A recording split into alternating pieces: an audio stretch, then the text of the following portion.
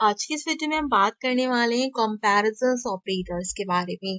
Comparisons operators वैसे तो JavaScript, TypeScript and Python में एक जैसे होते हैं, बट मैं आज आपको पहली मर्तबा टाइपस्क्रिप्ट के अंदर जो है कंपैरिजन ऑपरेटर्स को पढ़ा रही हूँ। हमने इससे पहले इफ एल्स की स्टेटमेंट को चेकआउट किए, तो अगर आपने वो वीडियो चेकआउट नहीं की तो लाजमी उसको चेकआउट कीजिए ताकि आपको वहां से भी कंपैरिजन ऑपरेटर्स का कॉन्सेप्ट क्लियर हो। मैंने गिटहब के ऊपर अपने ऑपरेटर्स के नाम से यहाँ पर एक अदद रिस्पॉजिटरी बना दी है जिसके अंदर प्रीवियस क्लास की ऑल जो कोड्स थे वो अवेलेबल हैं, तो आप मेक श्योर करो कि आप इसे चेकआउट कर लो एंड साथ ही साथ गिटहब पे मुझे फॉलो करना बिल्कुल भी मत भूलिए। मैं जितना भी कोड पढ़ाऊंगी वो मैं सारा का सारा यहाँ पर अपलोड आउट करती रहूंगी। आज की क्लास को कंटिन्यू करते हैं, हम कंपैरिजन ऑपरेटर्स को फर्दर डिस्कस करते हैं। हमने लास्ट में जो कंपैरिजन ऑपरेटर्स पढ़ा था वो था हमारे पास डबल इक्वल टू। हमारा जो ये कंपैरिजन ऑपरेटर था, इसमें क्या होता था कि हम चेक आउट करते थे कि हमारी जो भी गिवन वैल्यूज हैं उनकी डेटा टाइप भी सेम हो और उनकी जो वैल्यूज हमने प्रोवाइड आउट की हैं वो भी सेम होनी चाहिए।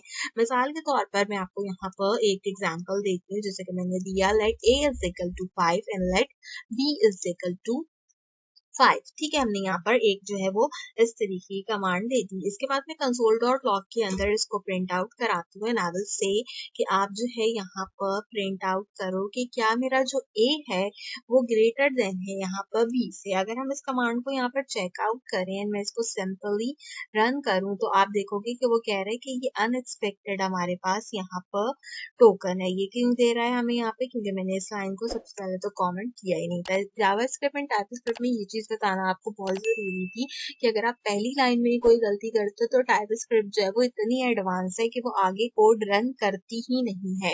वो उस गलती को वहीं से डिटेक्ट करती है ना, बता देती है कि आपका प्रोग्राम यहाँ पर गलत है। अगर अब हम इसे रन करें तो आप देखो बूलियन एक्सप्रेशन के अकॉर्डिंगली यहाँ पर क्या हो रहा है, हमारी डेटा टाइप फॉल्स बता रहा है। क्यों फॉल्स बता रहा है, क्योंकि ये दोनों जो है वो एक दूसरे के इक्वल है यहाँ पर। ठीक है, ये दोनों एक दूसरे से यहाँ पर ग्रेटर देन नहीं है। अगर जो है मैं यहाँ पर a की वैल्यू को मिसाल के तौर पर यहाँ पर 15 कर दूं एंड देन मैं इस प्रोग्राम को रन करूं तो यू कैन सी के यहाँ पे क्या वैल्यू देगा, ट्रू देगा। इस केस में क्या है कि a की वैल्यू ग्रेटर है हमारी b की वैल्यू से। तो डबल इक्वल टू के जो हमारे पास ऑपरेटर्स होते हैं उनको यूटिलाइज करने का मकसद ये होता है कि जो भी कोई वैल्यूज हैं उनकी टाइप और उनकी जो असाइन वैल्यूज हैं वो दोनों एक दूसरे के इक्वल होनी चाहिए हमारे प्रोग्राम को रन करने के लिए। एक और एग्जांपल देती हूँ, अगर मैं दोनों को यहाँ पर 5 करूँ और यहाँ पर हम डबल इज इक्वल टू का यूज करें एंड देन मैं यहाँ से इसको रन करूँ तो अभी स्टेटमेंट क्या बताएगा, ट्रू बताएगा। क्यों बताएगा स्टेटमेंट ट्रू यहाँ पर, क्योंकि यहाँ पर दोनों के दोनों जो है वो एक दूसरे के इक्वल है। इसी तरीके से हमारे पास क्या होता है, हमारे पास इसी तरीके से एक और यहाँ पर एक्सप्रेशन होता है जो कि हमारे पास इक्वल वैल्यू और इक्वल टाइप के अकॉर्डिंग देता है। उसके लिए हम क्या करते हैं, उसके लिए हम ट्रिपल इक्वल टू का यूज करते हैं। ये बिल्कुल जो है हमारे पास सिंपल ऑपरेटर्स हैं जो कि यूज किए जाते हैं जावास्क्रिप्ट में, पाइथन में एंड टाइपस्क्रिप्ट के अंदर। इनको हम इसी तरीके से यूटिलाइज करते हैं। अच्छा, इस एग्जांपल को हम दोबारा से यहाँ से मैं कंट्रोल सी करती हूँ एंड अब जो है हम इसको यहाँ पर यूटिलाइज करेंगे। अब की बार मैं क्या करती हूँ, a की वैल्यू 5 रखते हैं मैम, b की वैल्यू भी जो है वो हम यहाँ पर 5 ही डिक्लेयर करते हैं। लेकिन इस बार अगर मैं इसमें ट्रिपल इज इक्वल टू का इजाफा करूंगी तो अब भी मेरे पास स्टेटमेंट क्या आएगी, अब भी मेरे पास स्टेटमेंट ट्रू आएगी। क्यों, क्योंकि अभी भी देखो यहाँ पर दोनों चीजें एक दूसरे के इक्वल हैं। तो बेसिक मकसद क्या होता है कि इन दोनों में फर्क क्या होता है कि डबल ऑपरेटर्स कहाँ यूज करते हैं, ट्रिपल ऑपरेटर्स हम कहाँ पर यूज करते हैं, जब हमें जो है वो अपने हमारे जो भी प्रोग्राम्स होते हैं उसको यूटिलाइज करना होता है। तो उसके अकॉर्डिंगली हम देखते हैं कि हमने डबल ऑपरेटर्स कहाँ यूटिलाइज करने हैं, ट्रिपल ऑपरेटर्स हमने कहाँ पर यूटिलाइज करना है। हम ट्रिपल ऑपरेटर्स को जो है वो ज्यादातर यूटिलाइज नहीं करते, सच रेयर केसेस में ये जो है वो यूटिलाइज किए जाते हैं, लेकिन हम ज्यादातर डबल ऑपरेटर्स पे बात करते हैं। इन दोनों ऑपरेटर्स के बाद जो हमारे पास अगला ऑपरेटर यहाँ पर होता है वो कहलाता है हमारे पास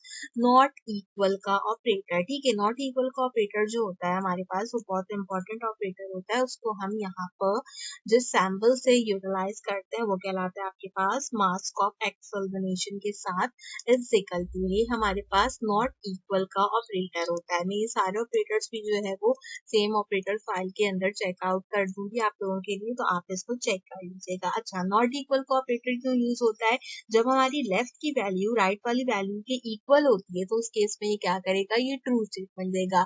इसका बेसिक मकसद क्या है इन ऑपरेटर्स का, कि जो हम बूलियन एक्सप्रेशंस पढ़ कर आए ना, बूलियन डेटा टाइप्स, उनमें हम जो है वो इसको यूटिलाइज करते हैं। तो यहाँ पर क्या होगा कि अगर मैं सिंपल एक वेरिएबल बनाती हूँ, let x is equal to 5, ठीक है, हमने ये एक एग्जांपल ली एंड मैंने कहा let y is equal to also यहाँ पर इसको कर लेते हैं, इसको 6 कर लेते हैं, ठीक है। अब मैंने कहा कि कंसोल डॉट लॉग के अंदर आपने क्या चीज प्रिंट करानी है मेरे लिए, यहाँ पर आपने मेरे पास कंसोल डॉट लॉग में प्रिंट आउट कराना है जो मेरा x है वो यहाँ पर नॉट इक्वल टू होना चाहिए मेरी y की वैल्यू की, ठीक है।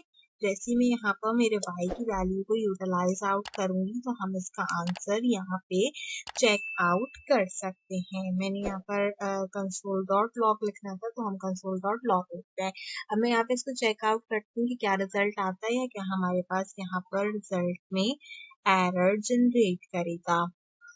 तो बेसिकली एरर जनरेट करना चाहिए यहाँ पर या नहीं करना चाहिए, आप बताओ। इसने क्या वैल्यू दी है मेरे पास, इसने वैल्यू जो है वो मेरे पास ट्रू दे दी। क्यों ट्रू दी इसने वैल्यू, क्योंकि मैंने इसको क्या कहा था कि लेफ्ट की वैल्यू राइट की वैल्यू के इक्वल अगर होगी, अगर नहीं होगी तो उस केस में जो है वो हमारे पास क्या होगा, ट्रू होगा। अगर दोनों इक्वल होंगी तो उस केस में फॉल्स हमारे पास यहाँ पर यूटिलाइज किया जाएगा। यानी कि अगर मैं सिंपल यहाँ पर वैल्यू को 5 कर दूंगी एंड देन मैं इसको रन करूंगी तो स्टेटमेंट क्या आएगी, फॉल्स आएगी। नॉट इक्वल टू का मतलब क्या है कि दोनों वैल्यूज अगर एक जैसी होंगी तो हमारे पास गिवन आंसर ट्रू होगा और अगर एक जैसी नहीं होंगी तो हमारे पास गिवन आंसर फॉल्स कहलाएगा। तो यहाँ तक आई थिंक आपका कॉन्सेप्ट जो है वो क्लियर हो गया होगा। अगर आप पहली बार मेरे चैनल पर आए हैं तो जल्दी से सब्सक्राइब कर दीजिए ताकि आप टाइपस्क्रिप्ट के किसी भी लेक्चर को मिस आउट नहीं करें। गवर्नेंस एंड आईटी इनिशिएटिव से रिलेटेड किसी भी असाइनमेंट को इसको आप मिस आउट नहीं करें। साथ ही साथ अगर आपने वीडियो को लाइक नहीं किया तो जल्दी से वीडियो को भी लाइक आउट कर दीजिए।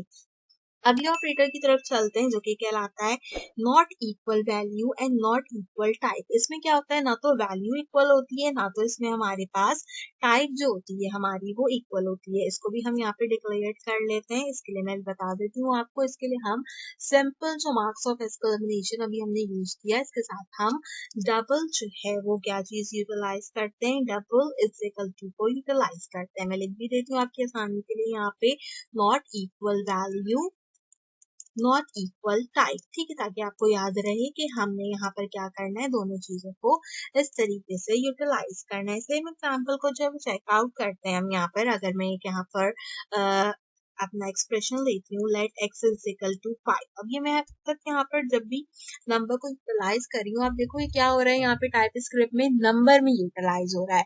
मैं कहीं क्योंकि स्ट्रिंग को यूटिलाइज जो है वो नहीं करी। अब मैं एक और यहाँ पर जो है वो लेती हूँ वेरिएबल और मैं y को यहाँ पर जब अब की बार बता रही हूँ मैं इसको स्ट्रिंग में बता देती हूँ, ठीक है। मैं 5 जरूर ले रही हूँ लेकिन मैं क्या कर रही हूँ यहाँ पर, मैं इसको स्ट्रिंग की कमांड के अंदर डिक्लेयर कर रही हूँ। स्ट्रिंग की कमांड के अंदर मैंने इसको डिक्लेयर किया तो उसका मतलब क्या है कि क्या हो गया, हमारी टाइप जो है वो बिल्कुल डिफरेंट हो गई हमारी वैल्यू से। अब अगर हम x की वैल्यू देखें तो वो क्या है, न्यूमेरिक टाइप है, लेकिन जब मैं y की वैल्यू देखने जाती हूँ तो वो मेरे पास क्या है, स्ट्रिंग टाइप है।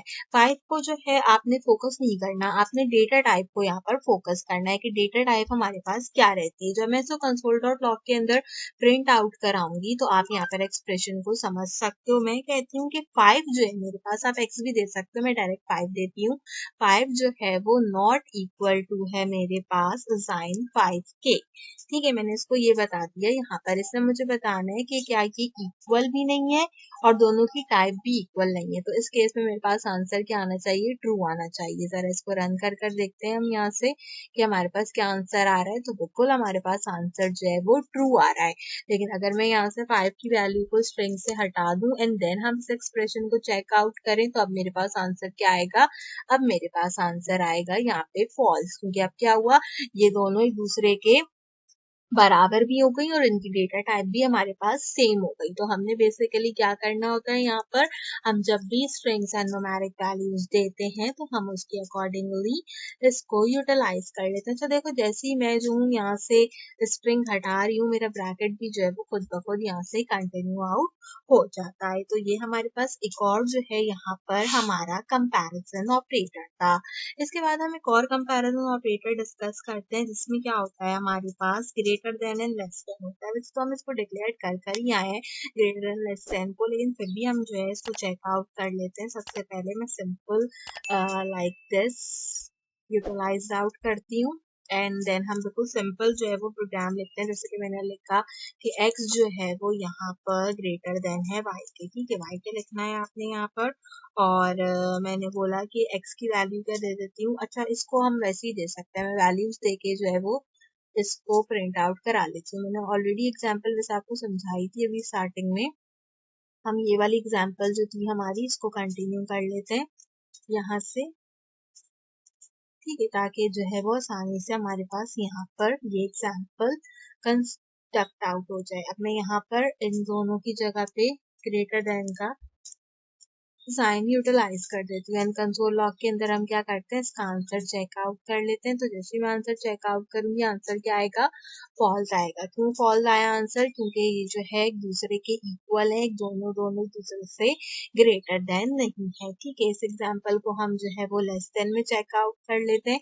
बेसिकली अब तक हम जो प्रोग्राम्स बनाकर आए हैं, आपको जो है इसका अंदाजा हो गया होगा कि किस तरीके से हम जो है वो इनको कंटिन्यू करते हैं। अगर मैं b की वैल्यू यहाँ पे 3 दे दूं और यहाँ पर इस तरीके से वैल्यू को यूटिलाइज कर दूं एंड देन इस प्रोग्राम को सिंपल रन करूं, तो you can see answer false है। क्यों फॉल्स है, क्योंकि जो है a की वैल्यू छोटी नहीं है b की वैल्यू से, a की वैल्यू b की वैल्यू से बढ़ के। तो इस तरीके से भी हम जो है वो ट्रू फॉल्स कंडीशंस को यूटिलाइज कर सकते हैं। इसके अलावा दो तीन टाइप्स और होती हैं बेसिकली हमारे पास यहाँ पर greater than and less then की, हम उसको भी कंटिन्यू कर लेते हैं और देन जो है वो हम अपने नल एंड अनडिफाइंड सेट्स के बारे में भी बात कर लेंगे। अच्छा, अब यहाँ पे क्या होता है, ये तो सिंपल एग्जांपल थी ना जो हमने चेकआउट की greater than and less then की।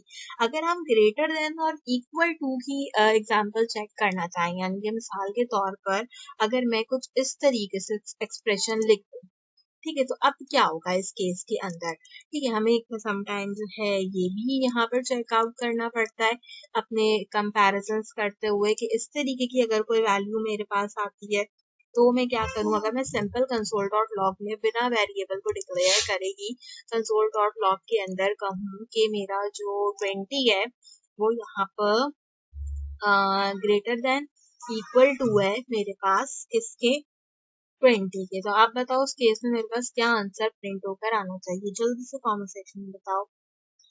अब हम इसका आंसर चेकआउट करते हैं कंसोल लॉग के अंदर इसकी प्रोग्राम को रन कर तो आप देख सकते हो कि हमारे पास आंसर आएगा ट्रू। क्यों, क्योंकि हमने कहा था कि या तो ग्रेटर देन होनी चाहिए या फिर उस वैल्यू के इक्वल टू हमारी वैल्यू होनी चाहिए। तो दोनों वैल्यूज जो है वो एक दूसरे के इक्वल टू है। हम इसी तरीके से जो है वो लेस देन के वैल्यूज को भी यहाँ पे कंटिन्यू कर सकते हैं। इन सब चीजों के अलावा हमारे पास एक और जो यहाँ पर कंपैरिजन ऑपरेटर्स होते हैं वो बेसिकली हमारे पास कहलाते हैं नल और अनडिफाइंड। नल और अनडिफाइंड क्या होता है, बेसिकली हमारे पास ये हम वहां पर यूटिलाइज करते हैं दोनों के दोनों। आप देखो जब मैंने इनको टाइप आउट किया ये ब्लू कलर में भी हो गए, वहां पर यूटिलाइज करते हैं हम इन दोनों को जहां पर हमें कुछ कुछ कंडीशंस में कोई वैल्यूज नहीं देनी होती, लेकिन दोनों में ना थोड़ा सा डिफरेंस होता है। अगर हम बात करें नल की, तो जब मैं नल वैल्यूज की बात करती हूँ ना तो इसमें क्या होता है कि नल वैल्यू को जो है वो अनडिफाइंड की वैल्यू से मैच करना चाहिए। यानी कि अगर मैं इसको ब्रैकेट में लिखूं सिंपल नल और यहाँ पर मैं इसकी डेटा टाइप एंड जो है इसकी वेरिएबल टाइप को डिफाइंड आउट करूं अनडिफाइंड के अंदर, तो ये दोनों एक दूसरे के क्या होंगी, इक्वल होंगी। मैं आपको इसको कंसोल लॉग में प्रिंट भी करके दिखाती हूँ ताकि आपका जो है वो कॉन्सेप्ट यहाँ पर इस चीज से रिलेटेड क्लियर आउट हो जाए। सबसे पहले हम यहाँ पर इसको यूटिलाइज करते हैं। ये जो मैंने नल और अनडिफाइंड लिखा है इसको कमेंट करते हैं ताकि ये प्रॉब्लम नहीं करे। अब जब मैं इसको चेकआउट करने जाऊंगी ना तो आप देखना इसकी वैल्यू हमारे पास ट्रू होगी। मैंने आपकी वजह से थोड़ा सा जूम किया हुआ है ताकि आप लोग को नजर आ जाए। तो अब आप देखो कि इन दोनों की वैल्यू क्या है, यहाँ पर ट्रू है। लेकिन जो है एक चीज मैं आपको यहाँ पर इन दोनों की कॉन्सेप्ट में बताना चाहती हूँ कि नल जो होता है ना वो अनडिफाइंड के इक्वल होता है, यानी कि उसकी वैल्यू उसकी डेटा टाइप दोनों चीजें बराबर होती हैं। लेकिन अगर हम अनडिफाइंड की बात करने जाए ना तो वो नल के इक्वल नहीं होता। क्यों? क्योंकि जो हमारा नल होता है उसका मतलब क्या होता है कि वो जीरो होता है। नल क्या किस चीज के बराबर होता है? वो एक तरीके से समझो जीरो के बराबर होता है। लेकिन जब हम अनडिफाइंड की बात करते हैं तो अनडिफाइंड का मतलब क्या होता है? Undefined is equal to nothing. Undefined तो किसी भी चीज के इक्वल होता ही नहीं है हमारे पास, है ना। अनडिफाइंड क्या होता है? किसी भी चीज के इक्वल नहीं होता, ना ही वो नल के इक्वल होता है। तो हम क्या कहते हैं कि अनडिफाइंड की जो वैल्यू होती है वो जीरो भी हमारे पास नहीं होती। तो इस तरीके से हमने अपने सारे कंपैरिजन ऑपरेटर्स को चेकआउट किया जो कि हम बूलियन टाइप स्क्रिप्ट के अंदर यूज करते हैं, बूलियन डेटा टाइप के अंदर। इन केस अगर आपको बूलियन डेटा टाइप नहीं पता तो आप जाकर मेरी प्लेलिस्ट में से type script lecture number 4 data type and type script को चेकआउट कर सकते हो।